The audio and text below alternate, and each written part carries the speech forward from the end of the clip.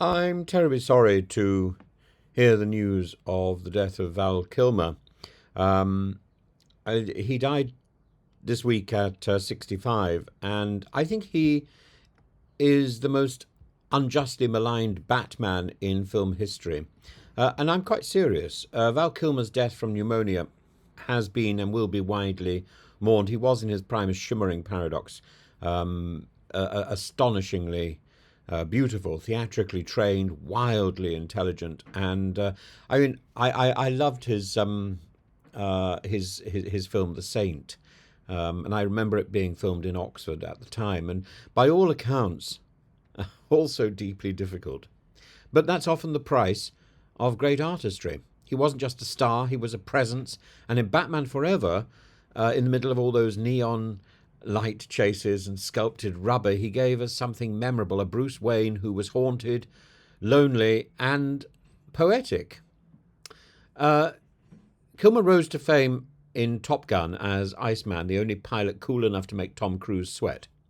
Then came The Doors, where he became Jim Morrison. Tombstone, he was Doc Holliday, all southern drawl and dying menace. By 1995, he was at the height of his powers, and into the Batcave he went. And what a Batcave it was.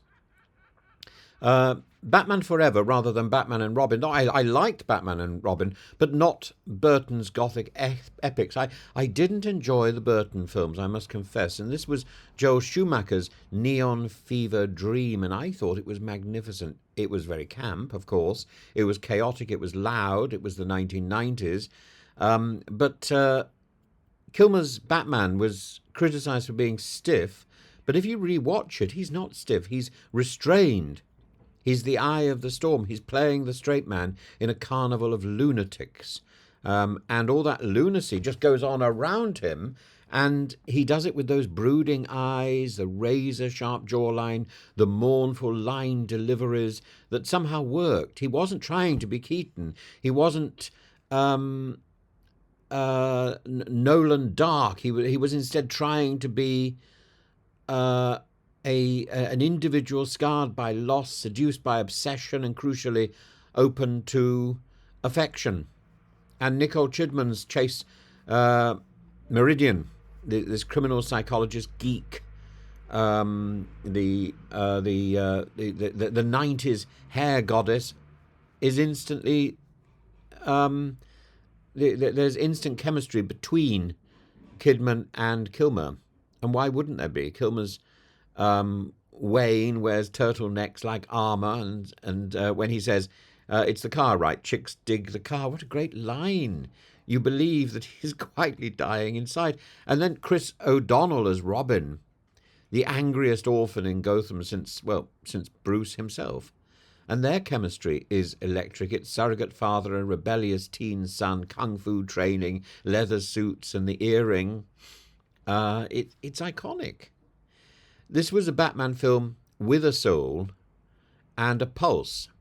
And the villains, I didn't really care for Jim Carrey. I found him a bit much. But Tommy Lee Jones, and the two of them together, a performance so unhinged, it could power the Gotham grid. The Two Face character, he didn't just chew the scenery; he devoured it like a man who knows he's never doing this again. Camp, colourful, drunk, and glorious. And Jim Carrey, um, it's a great comedy performance. I found it.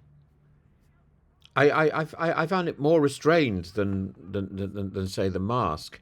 The Mask I enjoyed simply because of its technical brilliance.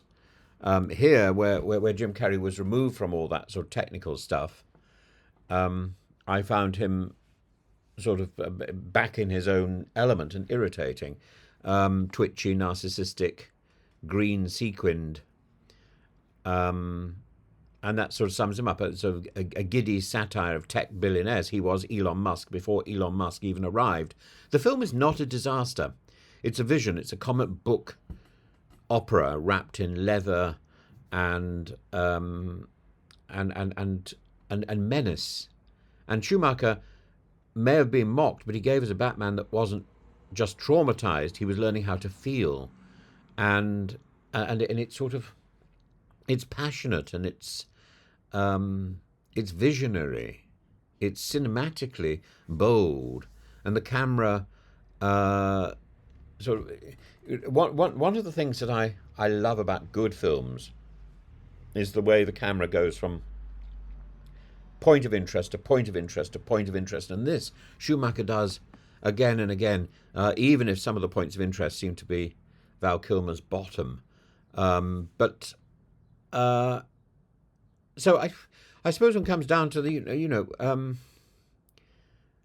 Batman Forever deserves reappraisal, and at a time of Val Kilmer's death, that seems appropriate. And Kilmer deserves recognition not just as Iceman or Morrison or Holiday, but as a man who stepped into this impossible cowl and made it work. He wasn't the best Batman. He was the most interesting Bruce Wayne, lonely, aloof, searching for meaning. Kilmer said, I behaved poorly, I behaved bravely, I behaved bizarrely, I deny none of this. Well, that's Batman, isn't it? He didn't return for Batman and Robin, and I think that's rather sad. He fought cancer for a decade, he lost his voice, he never lost his mind, his humour, or his love of his craft. He came back in Top Gun Maverick, his final on-screen role, when Iceman types out, "It's time to let go." I don't think he meant just Maverick's grief. I think he meant ours as well. And I'm not letting go. Today I'm remembering the man, the myth, the bat. So next time you hear someone mocking Batman Forever, stand tall, puff out your chest and say proudly, "I love that movie," unironically, unabashedly, unforgivingly. So R.I.P. Val Kilmer.